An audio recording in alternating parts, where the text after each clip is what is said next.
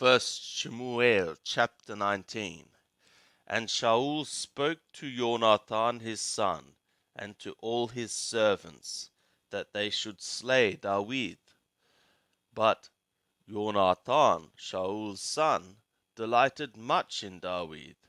And Jonathan told David, saying, Shaul my father seeketh to slay thee. Now therefore, I pray thee, take heed to thyself in the morning, and abide in a secret place, and hide thyself. And I will go out and stand beside my father in the field where thou art, and I will commune with my father of thee. And if I see aught, I will tell thee.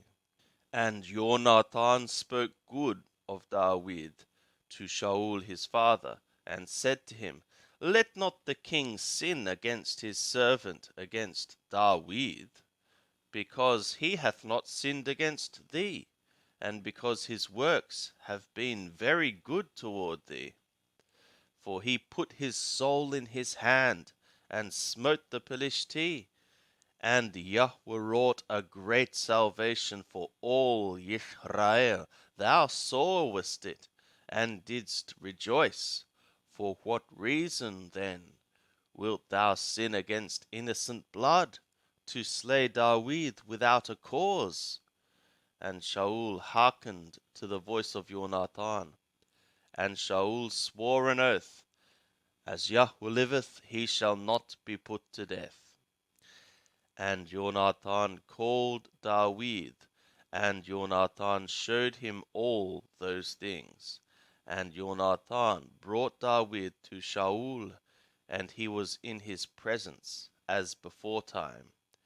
And there was war again, and David went out and fought with the Philistine, and slew them with a great slaughter, and they fled before him. And an evil spirit from Yahweh was upon Shaul, as he sat in his house, with his spear in his hand, and David was playing with his hand. And Shaul sought to smite David, even to the wall, with the spear, but he slipped away out of Shaul's presence, and he smote the spear into the wall, and David fled and escaped that night. And Shaul sent messengers to David's house to watch him and to slay him in the morning.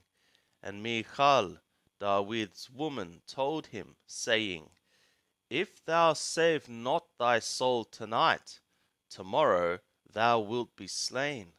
So Michal let David down through the window, and he went and fled and escaped.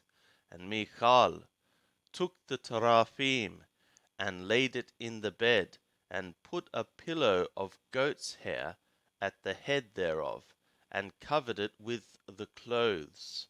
And when Shaul sent messengers to take David, she said, He is sick. And Shaul sent the messengers to see David, saying, Bring him up to me in the bed, that I may slay him. And when the messengers came in, behold, the teraphim was in the bed, and the pillow of goat's hair at the head thereof.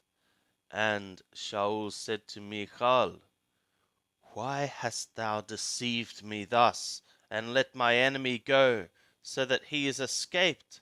And Michal answered Shaul, He said to me, Let me go. Why should I kill thee?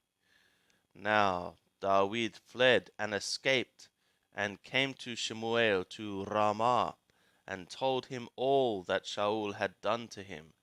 And he and Shemuel went and dwelt in Naioth. And it was told Shaul, saying, Behold, David is at Naioth in Ramah. And Shaul sent messengers to take David. And when they saw the company of the prophets prophesying, and Shemuel standing as head over them, the Spirit of God came upon the messengers of Shaul, and they also prophesied. And when it was told Shaul, he sent other messengers, and they also prophesied.